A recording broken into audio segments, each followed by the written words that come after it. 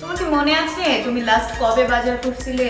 হ্যাঁ, লাস্ট কবে বাজার করেছি সেটা মনে নাই, কিন্তু লাস্ট কবে তোমাকে আদর করেছি সেটা কিন্তু আমাকে মনে আছে। আরে আমার ঠিক হবে না। যাও অফিস যাও, লেট হয়ে যাচ্ছে। শোনো না, হ্যাঁ বলো।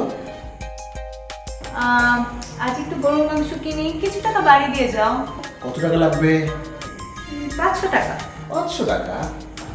এই না, আমার যত কষ্টই হোক তোমাকে কিন্তু আমি কোনোভাবেই কষ্টে রাখতে পারবো না। আমি কি একবার বলছি আমি কষ্টে আছি?